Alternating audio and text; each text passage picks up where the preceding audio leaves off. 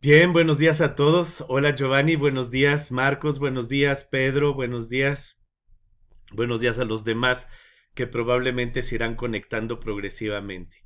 Vamos a empezar con una oración juntos y vamos a decir un Padre Nuestro. En el nombre del Padre, del Hijo, del Espíritu Santo. Amén. Padre nuestro que estás en el cielo, santificado sea tu nombre, venga a nosotros tu reino, hágase tu voluntad en la tierra como en el cielo. Danos hoy nuestro pan de cada día, perdona nuestras ofensas como también nosotros perdonamos a los que nos ofenden, no nos dejes caer en tentación y líbranos del mal. Amén. Espíritu Santo, ven en nuestro corazón, en nuestras mentes, ven en nuestra voluntad, en nuestro amor. Ven para llevarnos a la verdad plena. Santa María de Guadalupe, trono de la sabiduría, ruega por nosotros. En el nombre del Padre, del Hijo, del Espíritu Santo. Amén. Bien, buenos días a todos. Entonces, lo que vamos a ver hoy es que vamos a hacer el siguiente ejercicio. Fíjense, estuvimos viendo los diferentes textos de tres presocráticos importantes, los primeros filósofos en Grecia, o considerados como tales. Tales de Mileto, todo empieza en la escuela de Mileto, Tales de Mileto, Anaximandro de Mileto y Anaxímenes de Mileto. Entonces, una vez que hicimos el estudio del texto y empezamos con eso para dejar que el texto hable por sí mismo, para tratar de yo tener un contacto directamente con el escrito del autor, entonces, en un comentario de texto, ya en un segundo paso, puedo empezar a estudiar ciertas fuentes, ciertos escritos, algunos libros de historia de la filosofía, tomar otras fuentes de información para yo poder redactar el contexto y confirmar ciertas ideas que yo pude haber descubierto en el texto y confrontarlas con otros autores. Entonces, para eso cuento con muchos recursos y el que yo les propongo antes que nada es nuestro libro de texto. Entonces, vamos a leer lo que dice el libro de texto sobre los presocráticos. ¿Ok?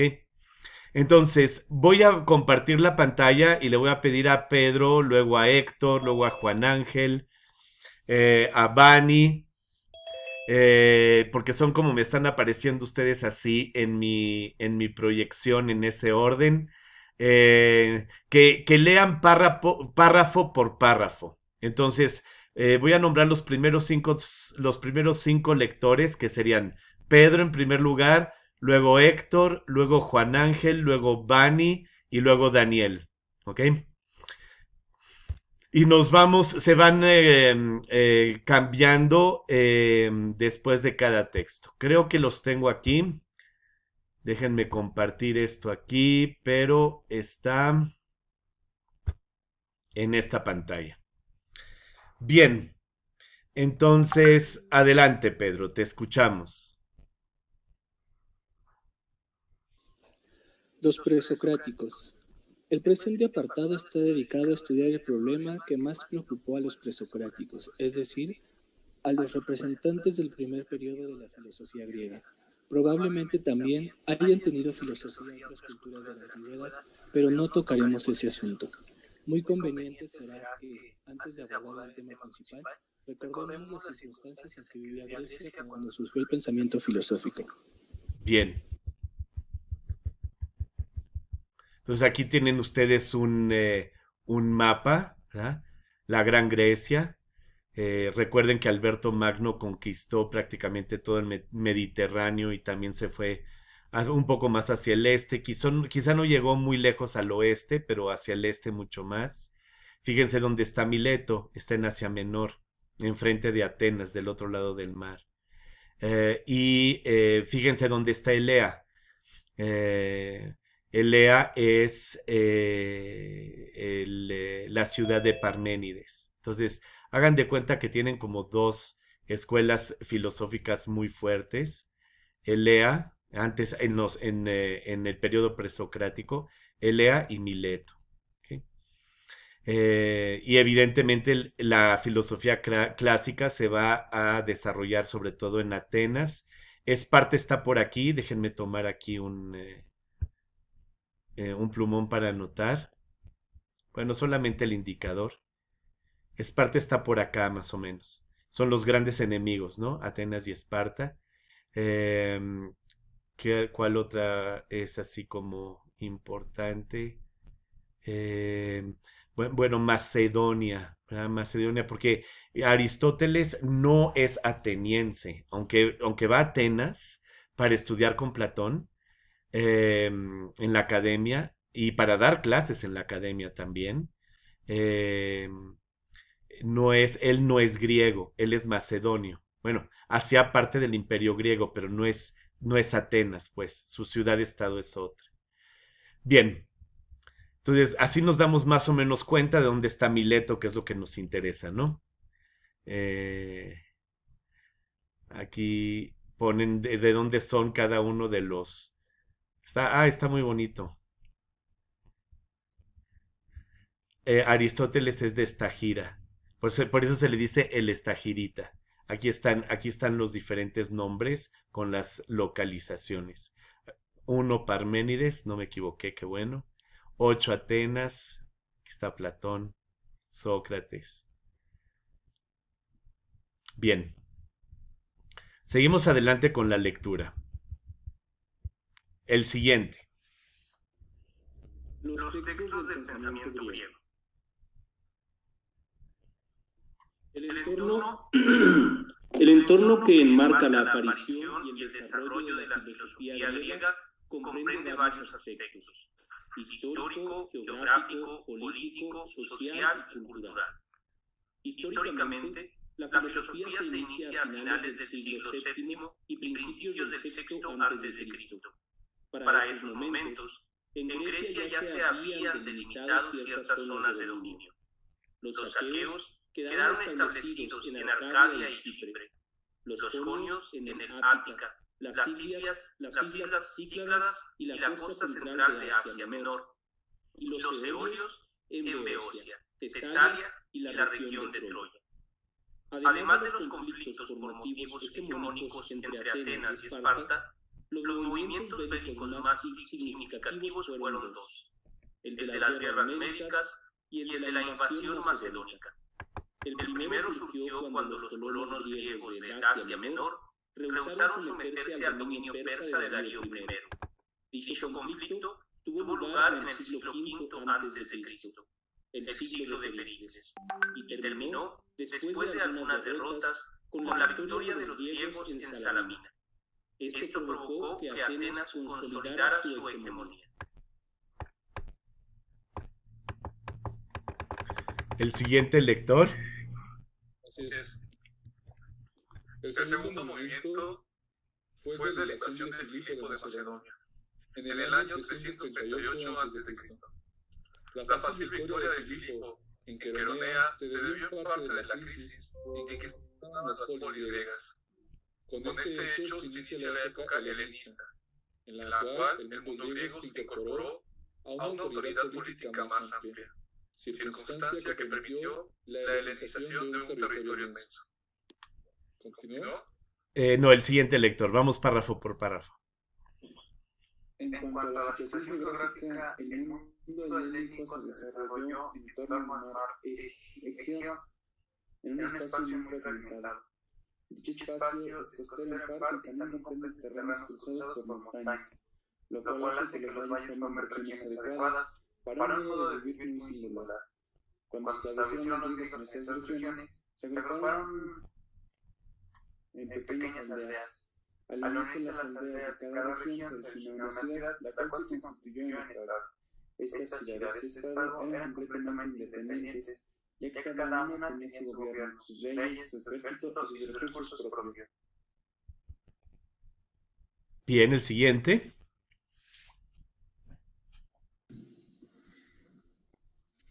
En el ámbito político, los griegos, especialmente los atenienses, transitaron de la monarquía a la democracia, pasando por la aristocracia. En un principio todo el poder político religioso y militar estaba concentrado en el Basilios emperador. En una segunda etapa, los nobles fueron aumentando cada vez más su influencia en el poder. Finalmente, en el siglo V, con Pericles, la democracia se volvió realidad, ya que hasta los tetes, los más pobres, reunidos en la asamblea, intervenían en la dirección del Estado. Muy bien. Ahora, Giovanni, estos últimos dos párrafos, porque el último párrafo es solo una frase.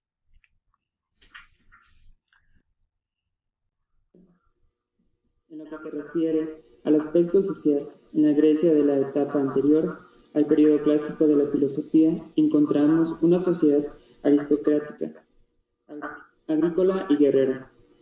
La colectividad estaba dividida en dos clases, la nobleza y el pueblo.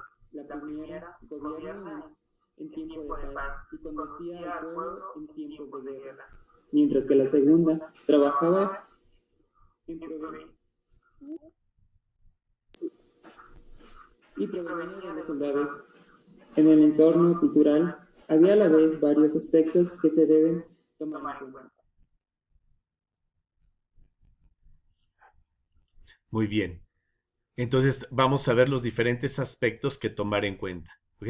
Entonces, recuerden esto que es interesante. La nobleza gobernaba en tiempo de paz y proveía de soldados. O sea, la nobleza finalmente se origina por los guerreros, los que defienden la ciudad-estado. Y el pueblo trabaja en tiempos de paz, provee de alimento, etcétera, y también provee de armas y alimentos al ejército en tiempos de guerra. ¿Okay? Bien, entonces vamos a ver los aspectos del entorno cultural. Este fue el entorno histórico. Entonces, varios aspectos que tomar en cuenta. Vamos a ver quién no ha leído. Luis, adelante Luis, el de los ideales. De los ideales. Para el griego de los siglos 8, 7 y 6 a.C., las máximas aspiraciones eran la nobleza del linaje, el éxito y la fama. Conviene recordar que solamente los nobles eran depositarios de los ideales morales y de la virtud en general. Bien. En este terreno no existía un sistema... No, sigue. No existía un sistema organizado, pues la tarea educativa fue quedando en manos de los poetas, en especial Homero. Para los griegos, Homero fue un maestro en cuya obra aprendieron moral y todo lo que creían saber. El de la religión y la teología. La cultura griega disponía de libros sagrados. En las obras de Homero y Hesíodo, donde el griego conoció la organización de los dioses y sus formas de comportamiento. La conducta de los dioses, que incluía robos, adulterios, etc., iba de acuerdo con la moral aristocrática. Lee el párrafo de conclusión, Luis. En conclusión, en una sociedad donde no había igualdad ni justicia, pero que poseía una sabiduría popular mítica, surgió la filosofía como una crítica a esa sabiduría y a esas conductas. Muy bien. Esto es muy interesante, ¿verdad?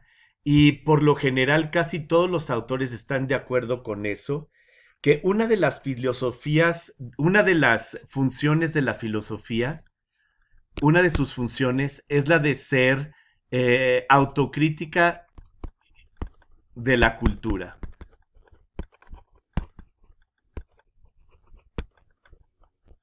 ¿Verdad? Es una de sus funciones. Es decir, que es un espíritu crítico sobre lo que se está viviendo culturalmente con respecto a la verdad. ¿Acaso lo que estamos viviendo es de acuerdo con la verdad? ¿O es una convención que no está fundamentada en la verdad, sino que estaría fundamentada en alguna injusticia? Y por lo tanto la filosofía tiene el deber de denunciar ese tipo de cosas, ¿verdad? Es una de las funciones de la sabiduría, de la filosofía. Y es la que menciona aquí el autor. Bien, Seguimos adelante entonces. Déjenme aquí volver a tomar el anotador que no sea un plumón. Entonces, Marco, ¿podrías continuar a leer, por favor? Vamos a ver el siguiente párrafo. Ahí ya vamos a entrar entonces directamente, ya no al contexto, después de haber visto, digamos, el contexto en el cual nace la filosofía, vamos a ver cómo se da justamente este pasaje del mito a la filosofía. Adelante, Marco, por favor. Del mito a la filosofía. A continuación, analizaremos cómo se realizó el tránsito del mito a la filosofía. Una definición del mito es la siguiente: conjunto de narraciones y doctrinas tradicionales de los poetas acerca del mundo, los hombres y los dioses.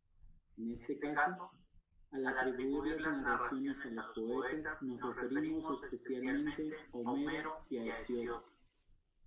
Ambos poetas, en sus respectivas obras, fueron la principal fuente de las narraciones míticas y doctrinas informativas y educativas tradicionales, religiosas, técnicas morales, etc., que integraron el corpus del saber griego en la etapa previa a la aparición de la filosofía, es decir, en los siglos 8 y 7 a.C.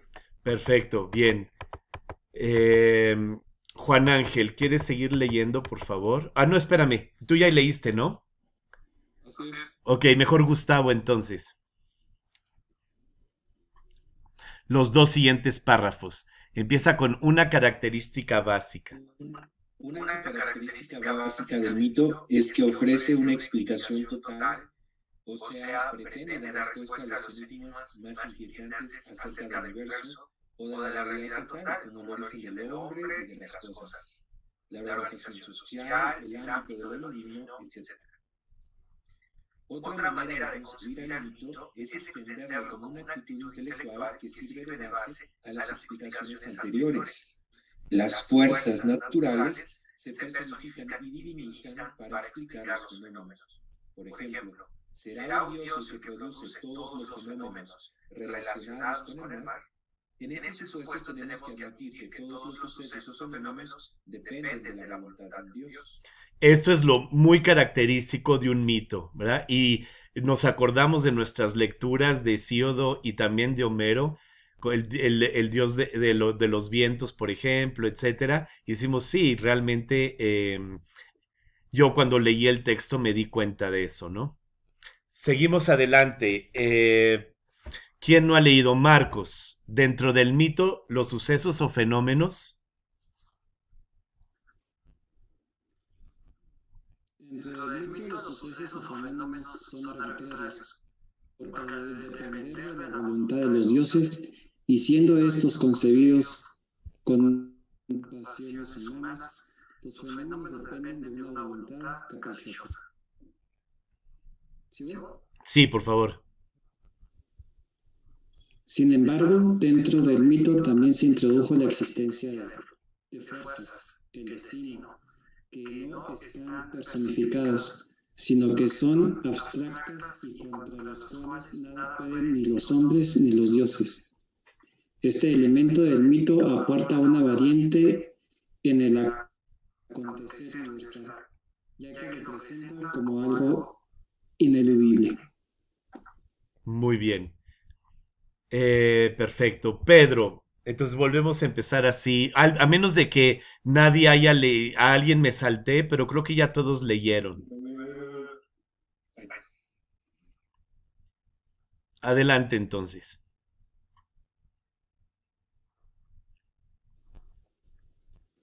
El carácter arbitrario e impredecible que el saber mítico atribuye a los sucesos y conductas en general, ciertamente no es base para el saber racional que vendrá después.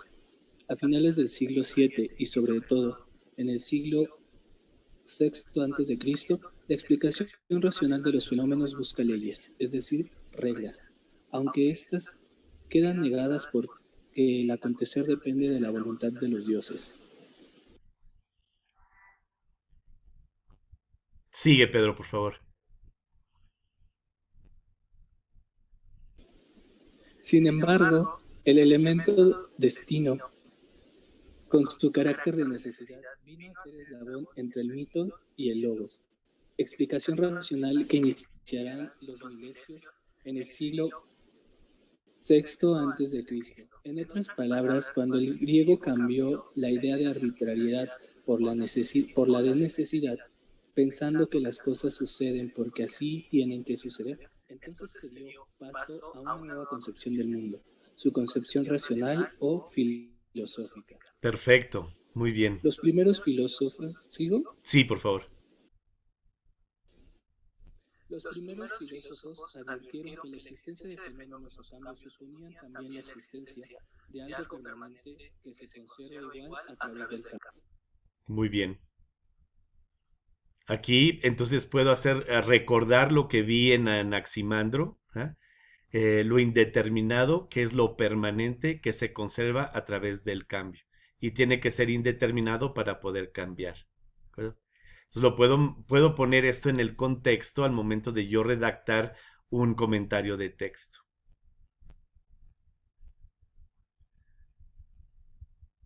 Bien. ¿Quién era el siguiente después de Pedro? Yo, Héctor. Hecho.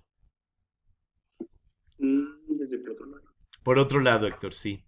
Por otro lado, si en realidad hay algo que se mantiene constante y permanente, la pluralidad y multiplicidad que nos denuncian los sentidos quizás se pueda reducir a pocos elementos, o tal vez a uno solo.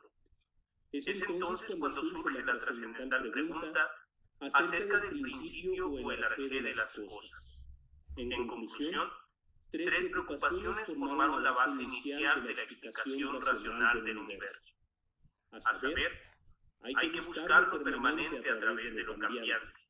Hay que buscar lo que es a través de lo que parece ser. Hay que buscar la unidad a través de la multiplicidad. Bien, recuerden bien estos tres aspectos, bien importantes. Generalmente hay una pregunta así en el examen de Universa, que tiene que ver con estos tres puntos: lo permanente a través de lo cambiante, lo verdadero a través de lo que parece o de lo que aparece, y la unidad en la multiplicidad. ¿Okay? Entonces, antes de continuar leyendo el texto, me gustaría mostrarles y que escuchemos un video juntos. Para eso voy a ponerlo en la pantalla. Y en este video, esta profesora de filosofía, que es catalana, explica también ese paso del mito al logos. Y me pareció muy interesante su postura. ¿Okay? Entonces, vamos a escucharlo juntos. Quizás alguno de ustedes ya lo escuchó y ya lo vio. No está por demás volverlo a ver. Entonces, lo voy a poner aquí. Voy a poner un poco más grande. Y empezamos. Si tienen preguntas, por favor, las hacen. Así como la mayor parte de estudiosos están de acuerdo en considerar que el primer filósofo del pensamiento occidental es Tales de Mileto, no siempre ha habido consenso con relación a la explicación sobre cómo y por qué la filosofía surge en ese momento y lugar. A lo largo del siglo XX aparecieron diferentes teorías que intentaban responder a estas preguntas, y en este vídeo haremos referencia a tres de estas: la teoría de Barnett, la de Cornford y la de Bergnan, que encontraremos sintetizadas dentro de la obra del mismo Bergnan, Mito y Pensamiento en la Grecia Antigua. El nacimiento de la filosofía se suele identificar con el paso del mito al logos, en el sentido que se abandonan las explicaciones míticas de la realidad para dar paso a las racionales. Se pasa del pensamiento mítico al lógico. ¿Cómo? Desde nuestro punto de vista, los mitos son explicaciones más bien opuestas a las racionales.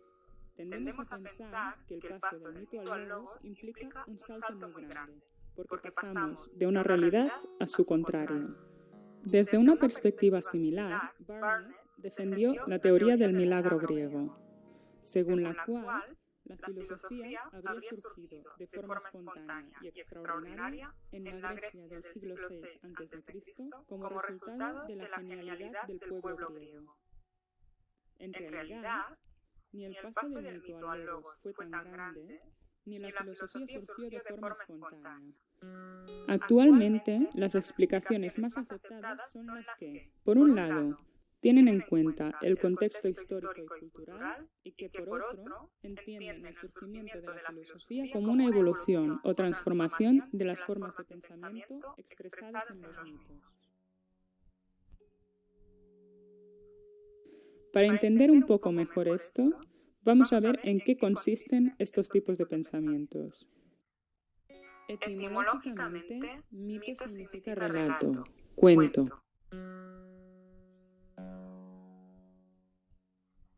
Los mitos eran una parte importante de la religión griega y normalmente se suelen definir como narraciones fantásticas, explicaciones de carácter sagrado que pretendían dar respuesta tanto a preguntas globales sobre el origen del mundo o del universo como a cuestiones sociales.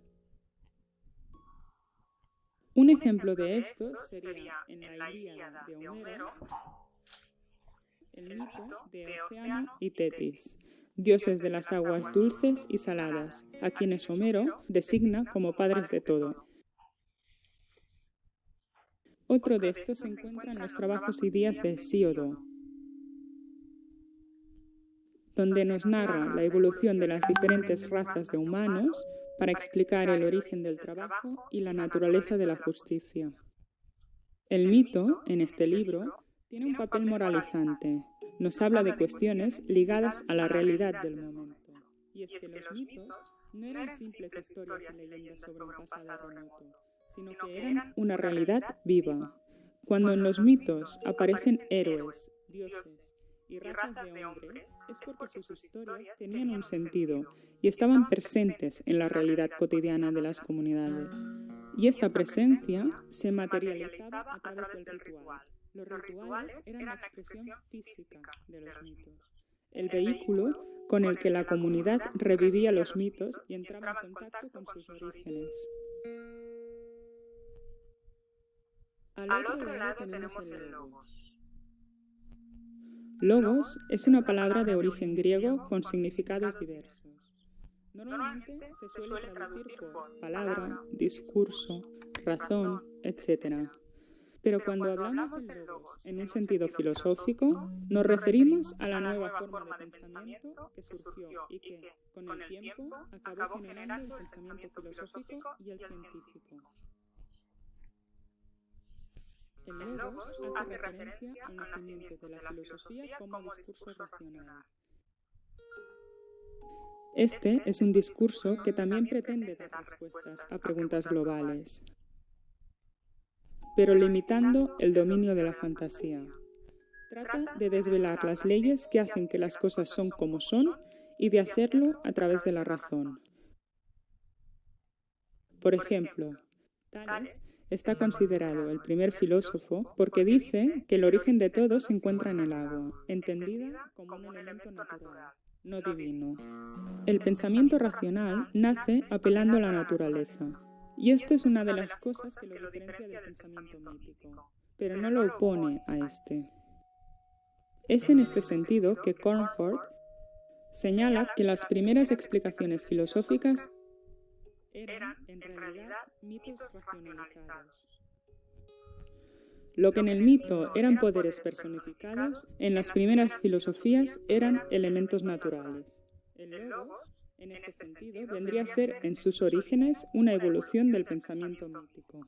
Sin embargo, la cuestión también está en ver por qué el pensamiento mítico evolucionó de esta manera. Y aquí es donde Bernard señala una serie de causas históricas y factores sociales relacionados con la naturaleza de la religión griega. En primer lugar, en el siglo VII a.C., se empieza a consolidar una nueva forma de organización política, las polis o ciudades-estado, el nuevo escenario de la cultura griega. Las instituciones que gobiernan estas ciudades son diferentes y los viejos mitos ya no sirven para explicar el nuevo orden político y social. Este nuevo orden también favorece un acercamiento del ciudadano a los asuntos de la ciudad y a su gobierno. De hecho, con el tiempo, la política también entrará en el debate filosófico. ¿Es una institución humana o el reflejo de un orden divino superior? A la vez, la situación de Grecia en el Mediterráneo también favoreció que las polis se convirtiesen en puntos de contacto entre civilizaciones. Los griegos se convirtieron en navegantes expertos y se instauraron colonias en buena parte del Mediterráneo. Todo esto favoreció el contacto con otras culturas, nuevas costumbres y diferentes formas de entender el mundo, que, de una forma indirecta, ayudarían a cuestionar la propia. Paralelamente a estos fenómenos históricos, las características propias de la religión griega arcaica también desempeñaron un papel fundamental. Los mitos tenían, esencialmente, un carácter oral, y el saber religioso no pertenecía a una casta sacerdotal única, encargada de instaurar la ortodoxia. El saber religioso no era único ni exclusivo, era patrimonio de todos los griegos.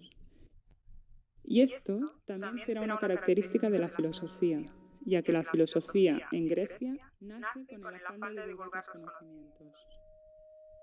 Todo esto nos conduce a pensar que las primeras explicaciones racionales no eran tan diferentes de las míticas. Al contrario, la filosofía de hecho tiene su origen en los mitos.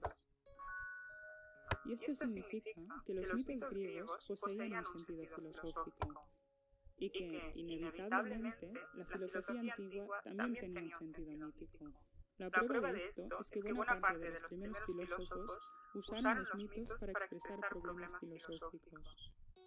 Así que, aunque con los siglos el pensamiento racional terminará distinguiéndose e incluso oponiéndose al religioso, en sus orígenes la filosofía estuvo íntimamente vinculada al mito.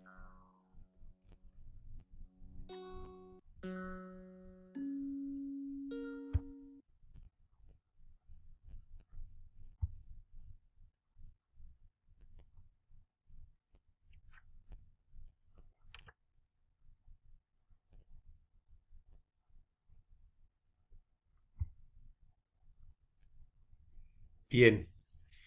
Entonces, una postura interesante que subraya la continuidad entre mito y logos, cuando muchas veces en la mayoría de los libros de historia de la filosofía los oponen. Dice al final, evidentemente, que hay una oposición, ¿verdad? Pero ella decide, inspirada en esta teoría de Vernon, en mostrar que hay una cierta continuidad, por lo menos en la pregunta, ¿verdad? Después la respuesta se va a hacer con métodos diferentes, pero como hay una continuidad en la pregunta, hay un cierto condicionamiento a la filosofía en el mito. Saben, las facultades son de filosofía y letras, ¿cierto? La literatura también conduce a la filosofía de cierta manera, aunque sean bien distintas. Muchas veces las interrogantes son las mismas. La literatura se enfoca a resolverlas en casos prácticos que toman como causas ejemplares, y la filosofía lo hace de manera universal, tratando de encontrar la distinción de lo que permanece y que es por lo tanto necesario y lo que no permanece y que es variable, ¿verdad? Y eventualmente la ciencia hará eso también, ¿verdad? Lo que es una constante en una fórmula y lo que es una variable en una fórmula. Perfecto. Entonces, vamos a seguir con nuestra lectura de nuestro libro de texto. Todo esto nos ayuda a contextualizar entonces las ideas de los autores que hemos estado viendo juntos. Voy a compartir mi pantalla. Y este es el texto. Entonces vamos a ver ahora el problema de la fisis, ¿verdad? Vimos primero el problema del pasaje del mito al logos y ahora vamos a ver el problema de la fisis. ¿Quién iba a leer después de Héctor? ¿Se acuerdan? ¿Quién leyó después de Héctor hace rato? Creo que ibas, pero creo que te están dando su internet, ¿verdad? Ok, perfecto. Tú eres Bani, ¿verdad? Bien, Bani, entonces lee tú estos 3 párrafos, por favor. Sí, el problema de la fisis. El problema que más trajo la atención de los primeros filósofos griegos, también llamados presocráticos filósofos de la naturaleza, se conoce como el problema de la fisis o el problema de la naturaleza. El término griego fisis tiene el mismo sentido que la palabra latina natura, ambos significan naturaleza. Natura viene del verbo nascor, cuyas acepciones principales son nacer, hacer, producir.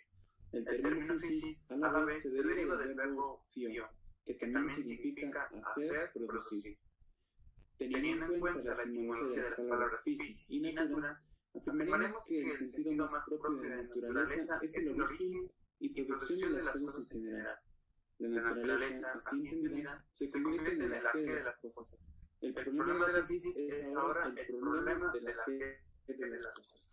Perfecto, muy bien. Hasta ahí por lo pronto.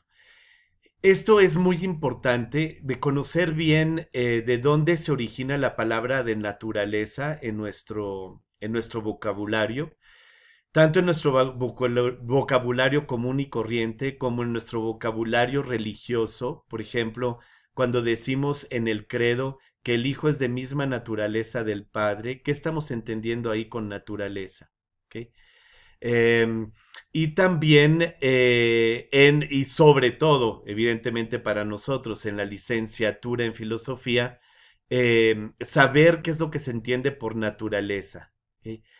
Como ustedes pueden ver, es una palabra compleja que tiene muchos significados, que por lo general esos significados son análogos, ¿verdad? Porque cuando yo digo naturaleza, digo origen de cierta manera, porque la procreación se hace por medio del nacimiento y una especie genera miembros de la misma especie. ¿Verdad? ¿Verdad? 2 lobos no van a generar un delfín, sino que generan lobos, ¿no? Y por lo tanto, ¿qué naturaleza es? Pues es la naturaleza de ser lobo, etc. Entonces, están interconectadas las diferentes nociones de naturaleza. Es decir, que sí se dice que naturaleza es un término análogo, ¿okay? Porque lo utilizo con sentidos diferentes según el contexto y significan cosas distintas. También en el vocabulario, según lo que yo quiero significar, puedo utilizar esa misma palabra para significar cosas análogas que no siempre son las mismas. O sea que no es un término unívoco, sino que es un término análogo. Algunas personas llegan a decir que se ha tornado también un concepto equívoco, es decir, que muchas veces cuando un filósofo utiliza el término naturaleza, significa algo totalmente distinto, sin ninguna similitud con otro filósofo que utiliza el término de naturaleza con otro sentido completamente diferente.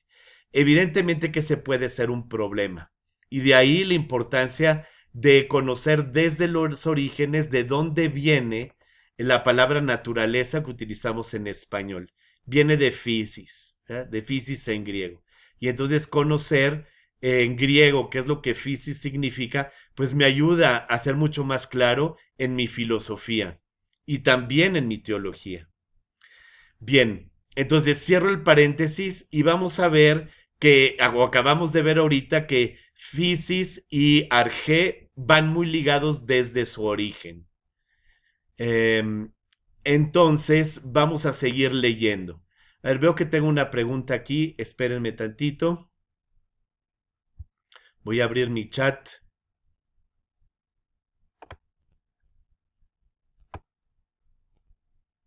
Bien, es Héctor que necesita ausentarse un momentito. Bien, continuamos entonces con la lectura para ver lo que arjé significa. ¿Quién iba a leer después de Bani? ¿O quién leyó después de Bani? Creo que fue Daniel. Daniel, ¿puedes leer tú el siguiente párrafo, por favor? Sí. ¿La palabra griega arge es esa? Sí, por favor. La palabra griega arge significa principio. Por lo tanto, el problema de la física es el siguiente. ¿Cuál es el principio? Arge, de donde proceden todas las cosas, cuando empiezan a existir, y a dónde regresan cuando se disuelven. Conviene advertir que este planteamiento es diferente del formulado con anterioridad. El pensamiento mítico se preguntaba por la causa de las cosas y de los fenómenos.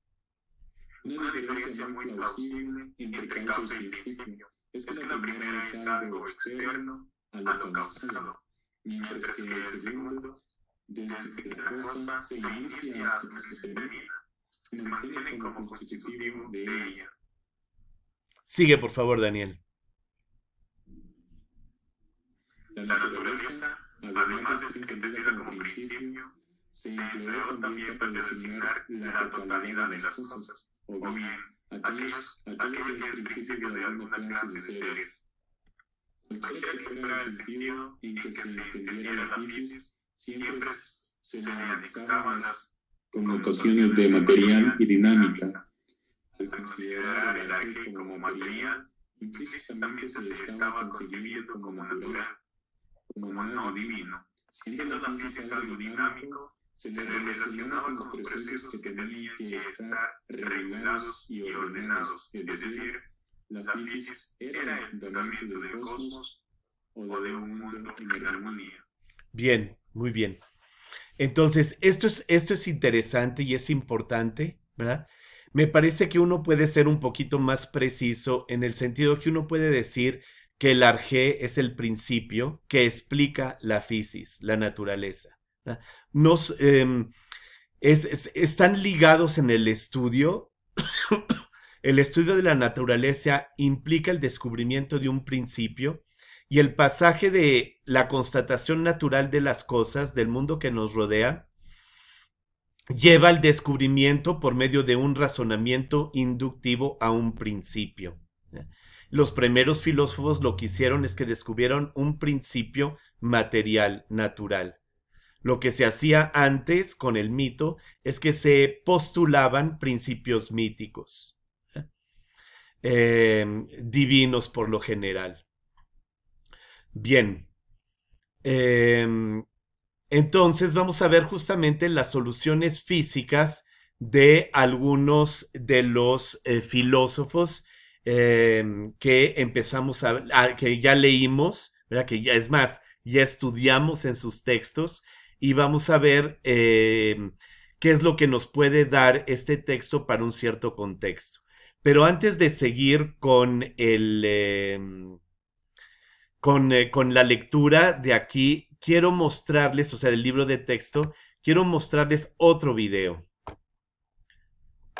que justamente habla de los inicios de la filosofía y justamente de las cuestiones del arjé y de la fisis. Entonces, voy a ampliar mi pantalla para que podamos ver este video. Véanlo con atención, escuchen bien, es muy interesante. Déjenme ponerlo desde el principio. Ahí tengo que poner el volumen. Adelante.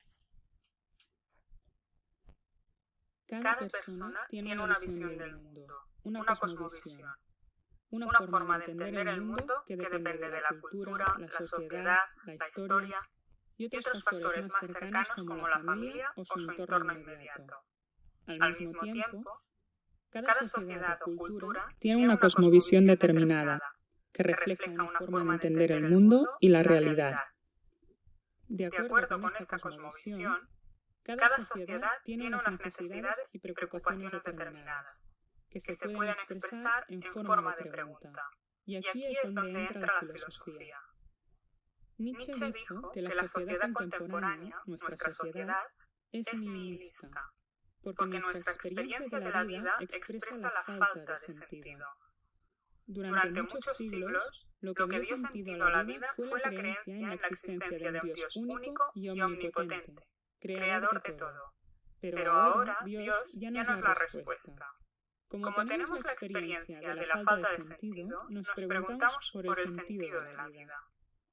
Esta pregunta, que para nosotros es tan natural, no tendría sentido para un griego de hace 2700 años. Los griegos no eran nihilistas, no tenían la experiencia de falta de sentido de la vida. Los griegos eran, en cambio, trágicos, y su experiencia cotidiana reflejaba esta tragedia. La realidad es múltiple, cambiante. Dentro de esta todo se mueve, todo pasa, todo desaparece.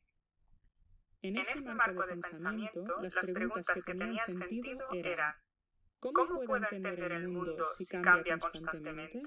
¿Es posible que haya algo permanente, cognoscible, en una realidad donde todo parece que desaparece? ¿Es posible que las cosas de la realidad tengan algún origen en común? Y si existe esto, ¿qué es?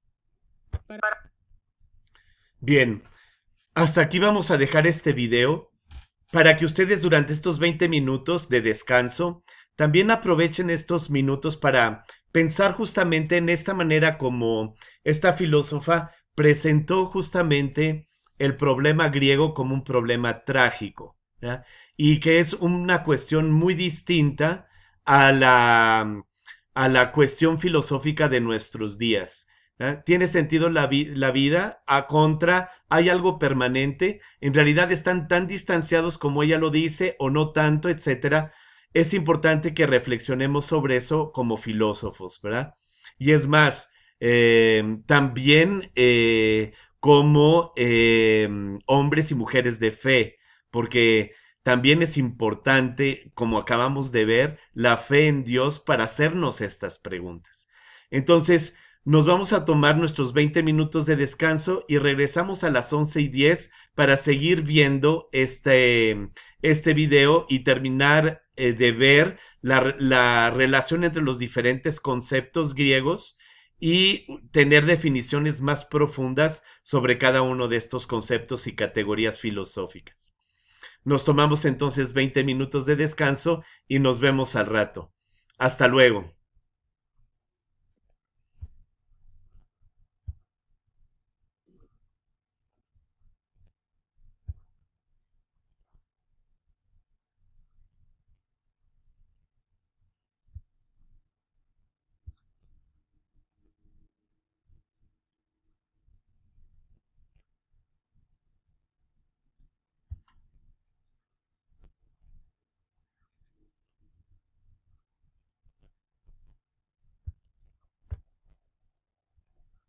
Bien, adelante, vamos a continuar. Entonces, voy a compartir ahorita mi pantalla para seguir viendo el video.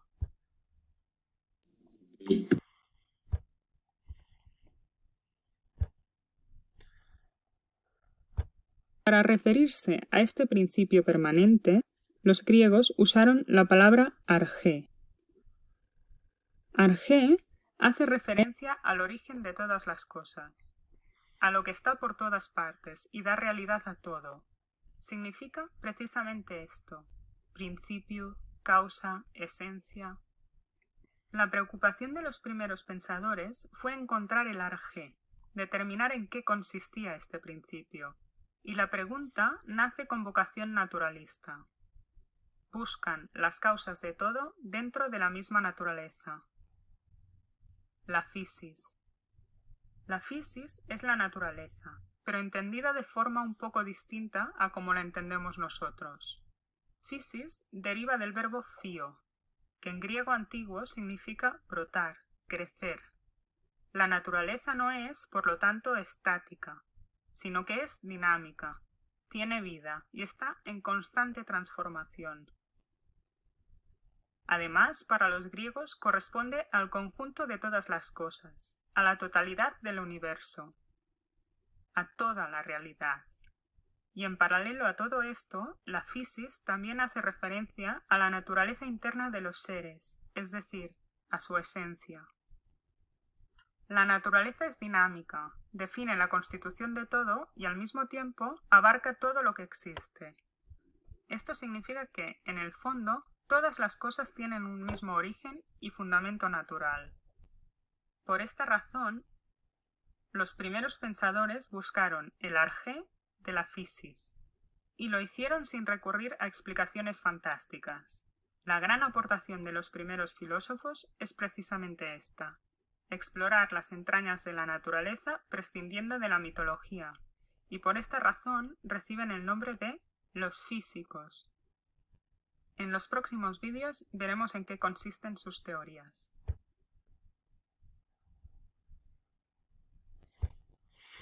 Bien, veo que tengo aquí una pregunta en el chat. A Vani, que dice que le está fallando su internet.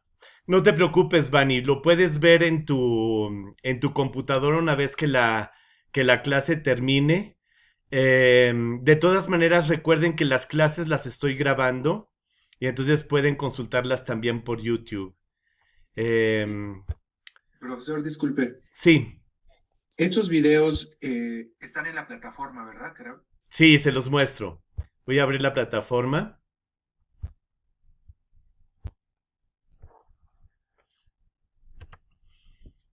Esta profesora es muy buena. Tiene un poquito tendencia a sobrevalorar a los filósofos ateos, la verdad, en lo que yo he podido ver. Pero se dedica sobre todo a ver a la filosofía antigua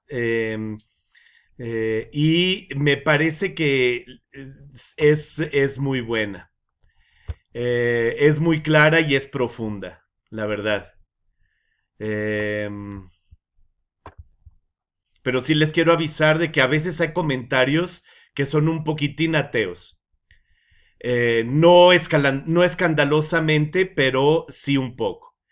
Entonces, fíjense, estamos nosotros, aquí vimos la unidad 1 en donde venían todos los escritores, si quieren, o pensadores mejor, prefilosóficos. Ya habíamos terminado con Hesíodo.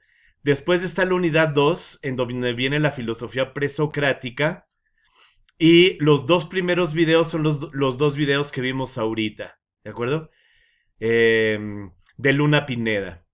Ella es catalana, entonces tiene estos en su canal de YouTube, tiene estos mismos enseñanzas, si quieren, estas mismas clases en catalán. No solamente las tiene en español, también las tiene en catalán.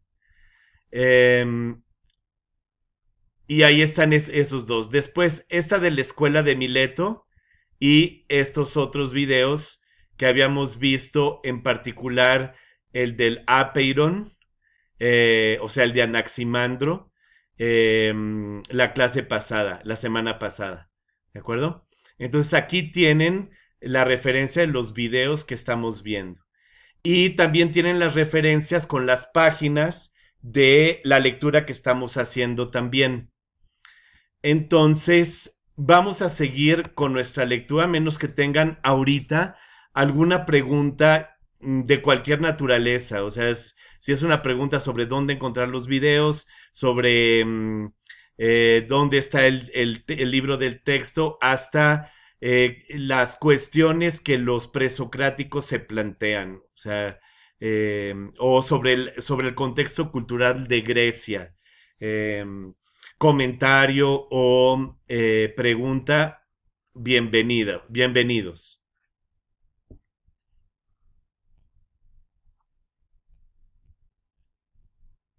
Bien. Si no hay ninguna pregunta, entonces seguimos. De todas maneras, es importante que ustedes continúen con el proceso de reflexión porque son cosas muy importantes lo que estamos viendo. Porque son cosas que van a influir de manera radical en la teología cristiana. Acuérdense de la encíclica de Fides et Ratio del Papa Juan Pablo II, que dice que para ascender a Dios tenemos dos medios, la revelación y la filosofía.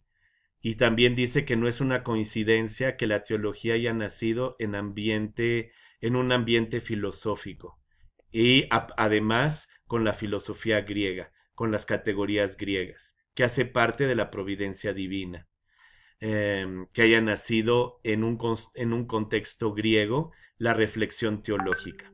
¿Ok? Y lo que normalmente nos tiene que empezar a llamar la atención es todos estos vocablos, estas categorías nuevas, o digamos, no tan nuevas, sino que nosotros hemos estado escuchando y que podemos ahora relacionar con algunos pensadores del siglo VI, VII antes de Cristo, y verlos en sus orígenes, ¿verdad? Y eso es muy interesante, la verdad es que es muy formativo también, porque nos permite un razonamiento con palabras muy, muy precisas y al mismo tiempo, como son analógicas, que permiten una flexibilidad racional muy grande. Entonces, eso es una riqueza invaluable, la verdad. Poder aproximarme de diferentes maneras a un problema utilizando vocablos flexibles que tienen de cierta manera el mismo sentido en algunos aspectos, pero que se refieren a realidades diversas, pues es la maravilla de la analogía, que fue descubierta finalmente por Aristóteles, ¿verdad? O sea, un griego. Entonces, vamos a seguir con nuestra clase. Para eso voy a compartir pantalla. Me dice Luis que no puede, por su problema de internet, no puede él mismo ver la pantalla. Entonces le vamos a pedir a Marcos que siga con la lectura. Aquí, Marcos, si puedes empezar con lo que dice aquí de soluciones físicas.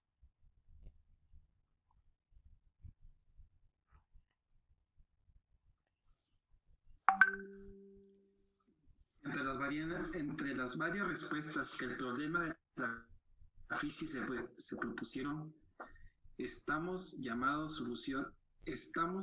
soluciones físicas a las opciones de Tales de Mileto. A las opiniones. Las opiniones, perdón. Cuidado. Entonces nada más déjame volver a centrar aquí mi pantalla. A ver si lo puedo hacer desde acá. Normalmente sí. Ahí está. Me pasé un poco. Bien, entonces de Tales de Mileto, las opiniones o las filosofías de Tales de Mileto, de Anaxímenes. ¿Puedes seguir? Y de Anaxímenes, debido a que ellos concibieron como principio de todas las cosas a los elementos observables por los sentidos. Bien. ¿Sigo? Sí, por favor. Tales de Mileto. Según Aristóteles, a este personaje se le considera el iniciador de la filosofía por haber sido el primero que al preguntarse sobre el origen y principio de las cosas, concretó de manera objetiva el problema con el cual daría comienzo a la actual filosofía que busca explicaciones racionales. Ajá, daría comienzo a la actitud filosófica, o sea, el espíritu filosófico. Sí, okay. Por supuesto que también está en el origen de la actual manera de filosofar, evidentemente, pero es como el espíritu filosófico, es decir, la manera de preguntar y la manera también de responder a esas preguntas. Cuando hablamos de espíritu, siempre hablamos de una modalidad, de una manera de hacer las cosas, de una formalidad, de un objeto formal. La forma es espiritual y la materia es el contenido, es por lo tanto material y concreto. ¿Okay? Seguimos adelante. Marco, ¿puedes continuar por favor hasta lo que son? Dicho problema fue el del arjé o principio de las cosas, es decir, la preocupación por encontrar el elemento del cual proceden las cosas cuando aparecen y al cual regresan cuando dejan de ser lo que son. Perfecto, muy bien. Tres son las afirmaciones... perdón. Ok, aquí ya vamos a pedir a otro lector que lo haga, ¿ok? Entonces fíjense, que siga la lectura. Entonces fíjense, aquí de dónde vienen las cosas, la pregunta sobre el origen de las cosas Y la pregunta sobre el término de las cosas. Cuando dejan de ser, ¿a qué se reducen? ¿Bien? Entonces, para Tales de Mileto, el origen está en el agua. Evidentemente, el agua permanece con la noción de humedad en todo ser viviente, en todo lo que existe, y todo se reduce a agua al final. ¿Okay? Anaximandro, lo mismo, pero con el apeiron, con lo indeterminado. Anaxímenes, lo mismo, pero con el aire. ¿De acuerdo? Entonces, aquí utilizó el encontrar el elemento, ¿verdad? Del cual proceden todas las cosas, porque estamos hablando de los físicos. Por lo tanto, los elementos, y en particular los 4 elementos, van a jugar un papel muy importante. Pero hubiera podido sustituir por principio. ¿Eh? Aquí va a ser un principio material, por lo tanto elemento, pero pudo haber sido algún otro tipo de principio. ¿Ok?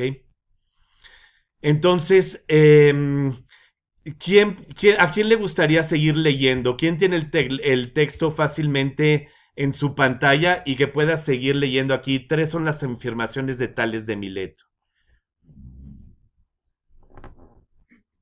Yo. Adelante. 3 son las afirmaciones de Tales de Mileto relacionadas con este problema. La tierra flota sobre el agua. El agua es el principio de todas las cosas. Todas las cosas están llenas de dioses o espíritus. La primera afirmación es todavía una repercusión de las ideas mitológicas de los siglos 8 y 7 a.C.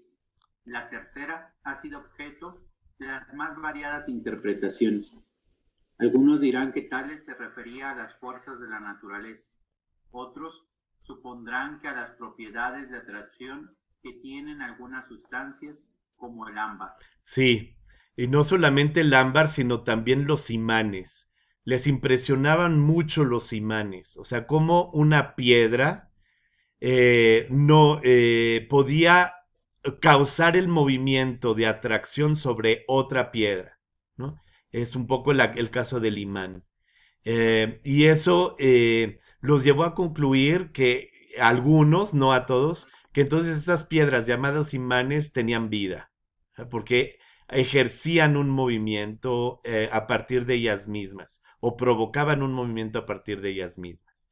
Y después ya se descubrió otra cosa, pero en particular esos fenómenos naturales les llamaban mucho la atención.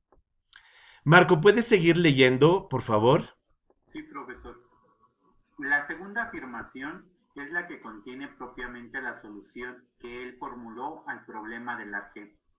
Tales consideraba que el agua es la sustancia primordial, es decir, el elemento primario de todas las cosas, porque sus observaciones lo llevaron a concluir que toda manifestación vital se da en un ambiente de humedad y que todas las cosas son húmedas por naturaleza. Perfecto, muy bien, muchas gracias. Hasta ahí. Y después viene la introducción del texto que ya vimos. En los márgenes tienen recuadros azules donde vienen resúmenes tanto de la vida de los autores como de sus principales ideas o problemáticas. ¿A quién de ustedes le gustaría leer a Anaxímenes? Yo. Adelante, por favor. Anaxímenes, circa 588-524 a.C. La escuela de Mileto tuvo 3 miembros. Tales, que fue el iniciador, Anaximandro, asociado de Tales, y Anaxímenes, asociado de Anaximandro. Es una exposición cronológica. Un momento. Es una exposición cronológica. En una exposición cronológica correspondería presentar en este apartado la solución de Anaximandro al problema del arjé, pero de acuerdo con el criterio de clasificación que estamos manejando, nos ocuparemos primero de Anaxímenes, porque él, al igual que Tales, propuso como principio de las cosas un elemento observable. Ambas soluciones se pueden considerar como físicas. Adelante, Gustavo. Anaxímenes estableció el aire como principio de todas las cosas. El aire, para que pueda fungir como constitutivo universal, necesita tener básicamente dos características: ser transformable y ser infinito. El aire es transformable, es decir, puede adoptar cualquier forma, como veremos después en la teoría de la evolución. El aire, además, es infinito y por eso no se agota en las múltiples transformaciones. Anaxímenes comparó al aire como el aliento o soplo que sostiene nuestro cuerpo a modo de alma. Afirmaba, así como nuestra alma, que es aire, nos sostiene, así también el soplo y el aire rodean el mundo entero. La tierra, según Anaxímenes, es como una mesa, una tabla que está sostenida sobre el aire. De igual manera se encuentran los astros, aunque estos son materia ígnea. Del aire, como sustancia primaria, resultan todas las cosas mediante un proceso de dilatación, araoiosis, y condensación, fignosis. El proceso evolutivo se opera en esta forma cuando el aire se dilata, se hace cálido y ligero y se transforma en éter. Por el contrario, cuando se condensa, se hace frío y pesado y según que se condensa más y más, va adquiriendo la forma de viento, nubes, agua, tierra, piedras y de todas las cosas. Perfecto. Muy bien. Puedes leer la siguiente frase. Fácil es advertir que uno de los méritos de Anaxímenes fue haber presentado una teoría de la evolución apoyada en principios rectores. Bien, muy bien. Veamos. Sí, bueno, este texto ya lo leímos, ¿verdad? Y entonces el autor también se esfuerza un poquito en ver las influencias o digamos los méritos propios de cada uno de estos pensadores en la historia del pensamiento universal, ¿no? En particular aquí, por ejemplo, decía, bueno, pues de cierta manera Anaxímenes es un antecesor de la teoría de la evolución, perdón, porque trata de encontrar un principio que sea capaz de explicar que las cosas pueden evolucionar según la manera como ese principio se presenta o se transforma. Bien. Vamos a seguir con la lectura de texto, con Anaximandro en particular, que es ligeramente diferente a los otros dos, aunque está entre los dos. ¿Okay? ¿A quién le gustaría leer ahora? Bien, Daniel, adelante.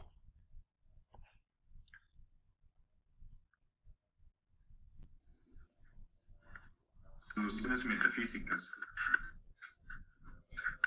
A las soluciones presentadas por Tales y por Anaxímenes las hemos llamado soluciones físicas, porque tanto el agua como el aire son objetos de naturaleza sensible.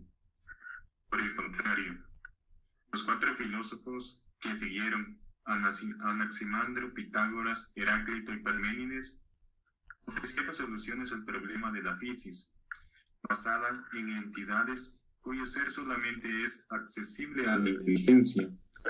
En otras palabras, el ser de dichas entidades parece existir más allá de lo físico.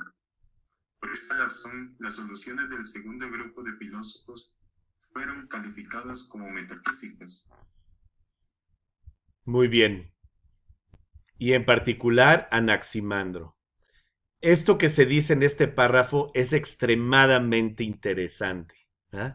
Porque puedo exactamente ponerlo en diálogo con filósofos contemporáneos, ¿no? En particular con los empiristas, más allá de los sentidos, nada, ¿verdad? Y parece así que es como una aproximación súper revolucionaria y en realidad existía desde Grecia. Y otros, no, sí, más allá de lo que yo toco y de lo que yo veo, puedo acceder por medio de la inteligencia a realidades metafísicas, y entre ellos Anaximandro. Entonces, Daniel, ¿podrías leer Anaximandro, por favor? Sí. Este filósofo es anterior a Anaxímenes.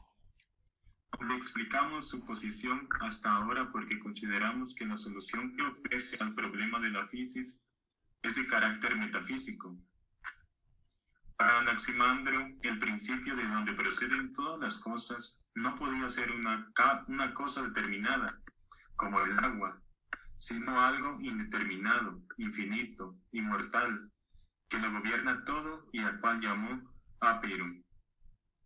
La posición de Anaximandro no solo parecía lógica, sino que ofreció una nueva perspectiva para la comprensión del arjé. En efecto, el principio fundamental tenía que ser indeterminado, ya que solamente lo indeterminado podría recibir determinaciones. Por otro lado, también tenía que ser infinito y causa del orden para que no se agotase y pudiera seguir conduciendo los movimientos procedentes de él. Adelante, Daniel.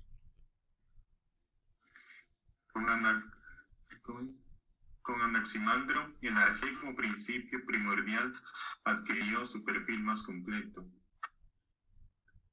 indeterminado e infinito, fuente de justicia y gobierno, dinámico en sí mismo, por contener la oposición de los contrarios. Perfecto, muy bien. Muy bien. Entonces, metodológicamente, ¿verdad? Nosotros en la clase pasada habíamos considerado que quizá la noción de justicia no era tan importante en incluirla dentro de nuestro comentario porque era una noción principalmente ética y cuando él hablaba de justicia hablaba sobre todo de equilibrio y que preferíamos utilizar la noción de equilibrio a la noción de justicia y que además no se nos hacía una idea primordial del texto. ¿Okay? Cuando yo hago mi investigación filosófica y leo a algunos otros comentaristas y veo entonces que mencionó aquí, por ejemplo, como un segundo punto, la idea de justicia como una idea bastante importante dentro del pensamiento de Anaximandro, entonces lo que puedo hacer es considerar abrir esta pregunta. Primero, lo que tengo que hacer es rectificar lo que yo había considerado. Primero, necesito rectificar el hecho de que no iba a mencionar nada sobre la justicia. Por lo tanto, eso lo tengo que mencionar. Sin embargo, al mismo tiempo, considero que mi lectura fue suficientemente clara y justa, digamos, no voy a usar justa, suficientemente clara y profunda como para, y verdadera y recta, como para no incluir necesariamente justicia como un tema central dentro del análisis del texto que yo hice o dentro de mi comentario. Pero sí lo tengo que mencionar. Entonces lo que puedo hacer es mencionar el problema de la justicia como una interrogación al final de mi conclusión, como una apertura del tema. Y puedo poner, dado la palabra de justicia aparece en el texto de Anaximandro y puede ser en algún estudio posterior interesante investigar el término de justicia en Anaximandro, ¿eh? Y nada más ponerlo así como una apertura al tema que yo estudié. ¿Ok? Bien. Se justifica también porque definitivamente que los presocráticos no tienen aún el carácter de éticos, ¿verdad? De cierta manera, los prefilosóficos aluden más a cuestiones éticas que los primeros filósofos. Ok, entonces estos son los principales iniciadores de la filosofía en la escuela de Mileto y después vienen varias otras escuelas, en particular los pitagóricos, el Antes de los pitagóricos está en nuestro temario Heráclito, Parménides y luego Pitágoras y los pitagóricos. Entonces, eso es lo que vamos a seguir viendo las próximas clases. Para eso les quiero mostrar cómo está nuestro temario.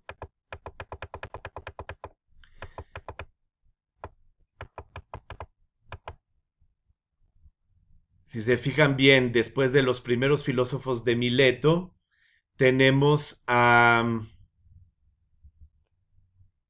Heráclito, que aparece aquí, a Parménides, que aparece acá,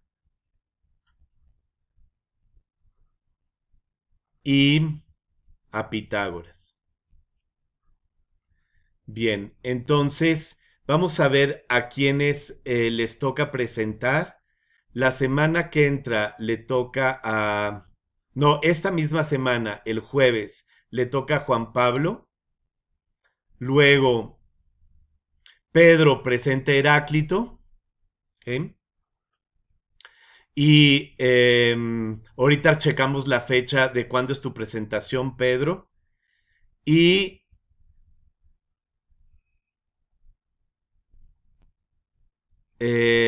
Parménides lo presenta Bani.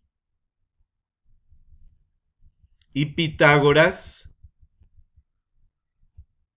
lo presenta Juan Ángel. ¿Okay? O sea que vamos a tener bastantes presentaciones, unas después de otras, en las próximas semanas en nuestra materia. Entonces, déjenme ver primero y antes que nada las fechas de cuándo son las presentaciones de ustedes. Estoy abriendo aquí a partir de la plataforma el calendario. Ustedes no lo pueden ver ahorita porque no estoy compartiendo esa pantalla en particular. Nada más déjenme ingresar.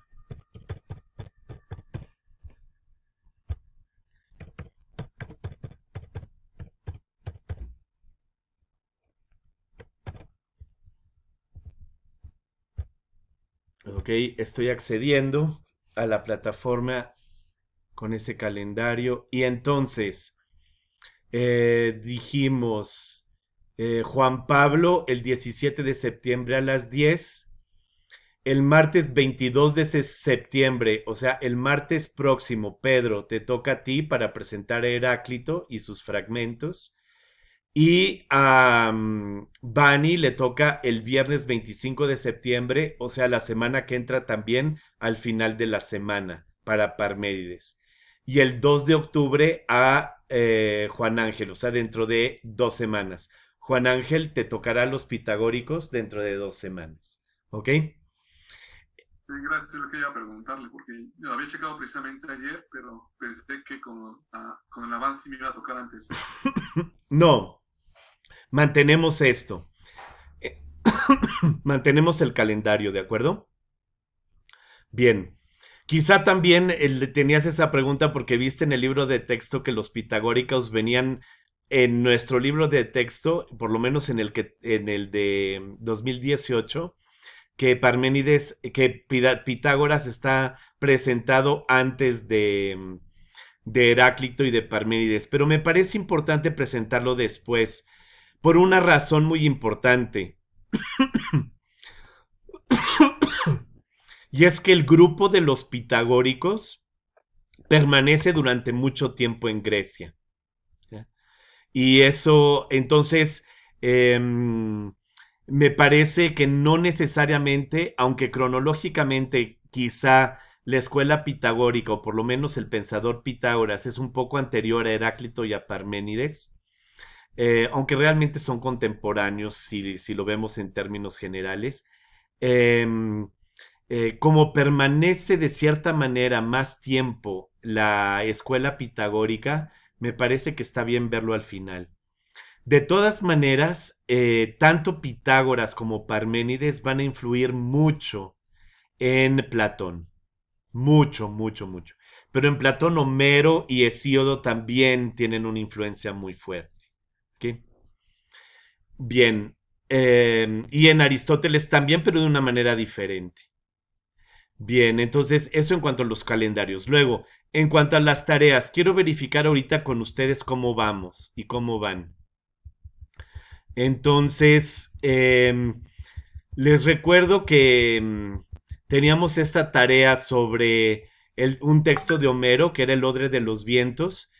La mayoría ya me lo entregó, pero creo que faltan algunos por entregar esta tarea, que son 5 preguntas sobre ese texto, y sí vale la pena que me los entreguen.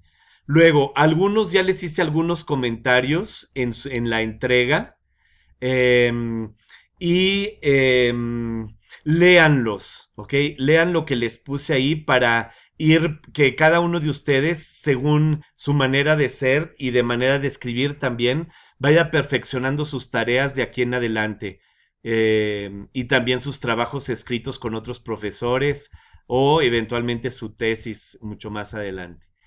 Y la otra tarea que ya deberían de haber hecho era esta tarea sobre Hesíodo, que era sobre un texto de los trabajos y los días, aunque Marcos presentó la cosmogonía, la tarea es sobre los trabajos y los días, y en particular la cuestión del trabajo y la valoración que Hesíodo hace del trabajo y por qué la hace y cuáles son las razones, ¿verdad? En qué se apoya y cómo va ligando sus diferentes argumentos.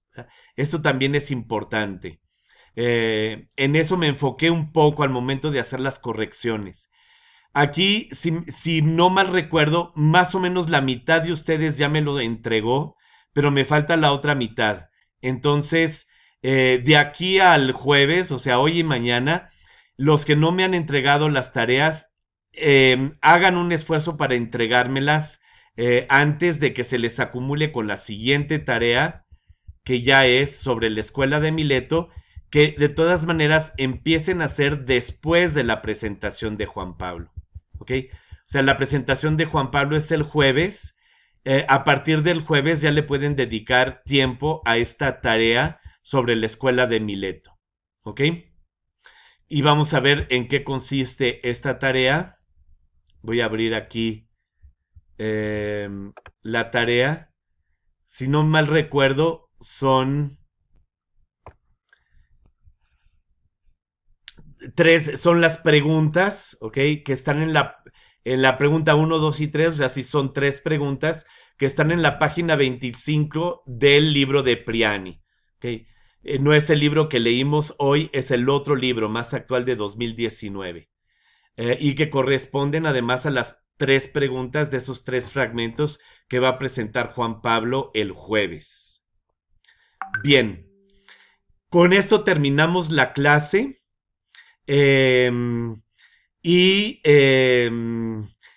Vamos a seguir perfeccionando un poco más el pensamiento de los primeros filósofos griegos con la presentación de Juan Pablo, y después ya entramos con otros filósofos griegos que influenciaron también muchísimo el pensamiento en Grecia, pero también a nivel mundial, que son Heráclito y Parménides, que están como en 2 extremos.